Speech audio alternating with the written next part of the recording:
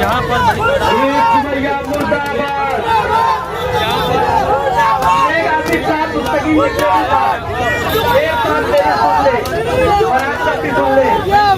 मैं इसके साथ शहर के लिए हूँ। कभी ठेका मांगूंगा जूते से मारना, टिकट मारूंगा जूते से मारना, लेकिन पूरे शहर में आसिफ साहब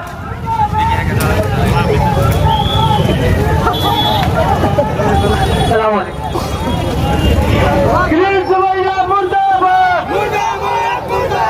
जिस तरीके से हमारे जियाले नौजवान इस पुतले को मार रहे हैं, अगर गिरीश सुमैया होते तो सच में आज उनकी जान चली। गिरीश सुमैया मुर्दाबाद, गिरीश सुमैया मुर्दाबाद, गिरीश सुमैया चकरा चका, खाली लोगो होती पर, गिरीश सुमैया चकरा चका, खाली लोगो होती पर, कपड़ा चकरा चका, खाली लोगो होती पर, कपड़ा चकरा चका, खाली लोगो होती पर, गिरीश सुमैया चकरा चका।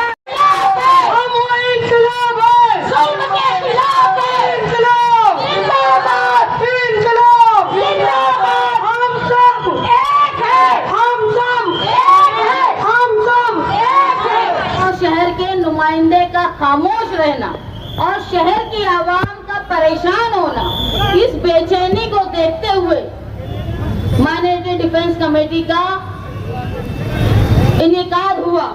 अगर कोई ये कहता है कि हमको नहीं बुलाया गया, हमको नहीं पूछा गया, तो अव्वल बात यह है कि इस शहर के एमएलए ने जो उनकी जिम्मेदारी थी उसको पूरा नहीं किया, और जब वो पूरा नहीं कर, उनकी नीयत भी नहीं थी पूरा करने की, जब ये देखा गया तो ये देखने के बाद जनाब शेख आसिफ साहब और मुस्तकीम डिग्निटी और तमाम सियासी सूझबूझ रखने वाले लोगों की तरफ से माननीय डिफेंस कमेटी का आगाज हुआ।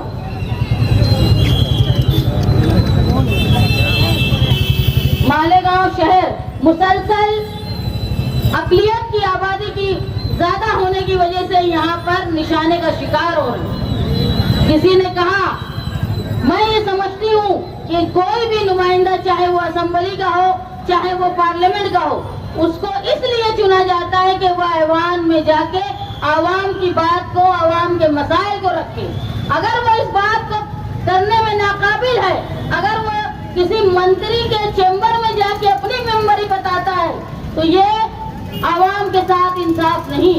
जरूरी ये था कि मैंने डिफेंस कमेटी को आने की जरूरत नहीं पड़ी होती अगर शहर का एमएलए असेंबली में सवाल उठाता। मैं ये महसूस कर रही हूँ कि शहर के एमएलए आवाम की तरफ से नुमाइंदगी करने की बजाय वो आवाम के खिलाफ और आवाम को निशाना बनाने वालों की तरफ से नुमाइंदगी कर रहे हैं।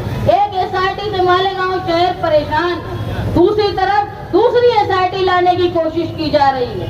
अगर मैंने देखा शहर में ऐसी बेहिसी भी है कि लोग ये कहते हैं कि जो लोग जेल में हैं वो अलग बिरादरी से ताल्लुक रखते हैं। अगर कोई सियासी शऊर वाला आदमी किसी अपने पार्टी के लीडर की चाटुकारिता करने के लिए बिरादरी की बात और गरीब और अमीर की बात करता होगा, तो ये याद रखे, जो कहता है उसके घर की खवातीन भी अगर जेल में रही और गई तो भी इस शहर का एमएलए अपने नाक, कान और आंखें बंद करके खामोश बैठा रहेगा।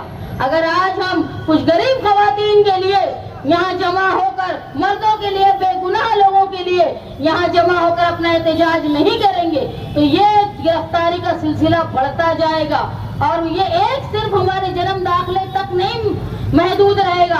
आगे जाकर हमारी बस्तियों पर जो गैर कानूनी कहकर ये कहा जा रहा है कि यहाँ लैंड जिहाद का काम भी हो रहा है, मुसलसल मालेगांव शहर को निशाना बनाया जा रहा है, और हम हमारा एहतजाज अगर दर्ज नहीं करवाएंगे तो बिल्कुल धीरे धीरे मालेगांव शहर की जो अकलियती शनाख्त है उसको खत्म करने का काम मालेगांव शहर में जो मीर जाफर जैसे लोग हैं वो और शरपसंद लोग मिलकर मालेगांव शहर को निशाना बनाएंगे। हम भले ही ऐवान में जाकर अपनी बातों को नहीं रख सकते, लेकिन हम जमहूरी तर्ज से एहतजाज करके ये बताना चाहते हैं कि मालेगांव शहर पर जो जुल्म हो रहा है हम उसकी मुखालफत करते हैं। अगर कोई ये समझता होगा कि धरने जुलूस एहतजाज से कुछ नहीं होता, तो मैंने पिछली मर्तबा भी कहा कि सबसे बड़ी अगर कोई बात है तो एनआरसी के जुलूस और एहतजाज का ये असर हुआ कि हिंदुस्तान में जितना बड़ा एहतजाज एनआरसी के ताल्लुक से किया गया, बिलखुसूस खवातीन की तरफ से, तो आज तक वो कानून हम पर नाफिज नहीं हुआ। अगर हम खामोश रहेंगे, गिरफ्तारियों पे चुप रहेंगे, यहाँ तो बच्चे बैठे हुए हैं जिनकी माँ जेल में है, इनकी क्या हालत होगी ये जानते हैं। अगर कोई ये समझता होगा कि फला की औरत, फला की बहन, फला की माँ जेल में है और हम महफूज हैं, तो ये समझ लो कि ये मामला यहीं रुकने वाला नहीं है।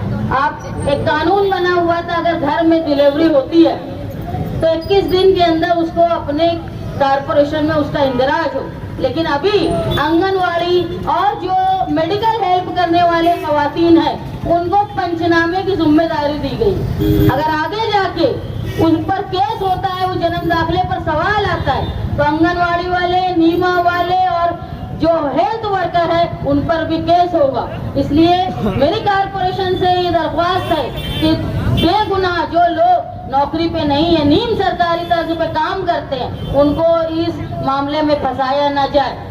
अगर आपके पास प्रबाद है तो उसमें नोंदनी का काम जिस तरह साबिक तरीके से होता था उसको कायम रखा जाए। मालेगांव शहर एक एसआईटी से परेशान है, अगर ये रोका नहीं गया तो धीरे धीरे और अंजाम खराब होगा। हमारी मालेगांव डिफेंस कमेटी के दरवाजे सबके लिए खुले हैं, बस नीयत साफ होनी चाहिए। सियासी फायदे को किनारे रखकर आवामी, मिली और अकलियत के फायदे के लिए जुल्म जिन पर होता है उसके खिलाफ अगर अब आवाज उठाने के लिए आएंगे तो हमने किसी खास आदमी को आने के लिए रोका नहीं है, बल्कि उनके नाकारा होने की वजह से ये कमेटी का निफाज हुआ।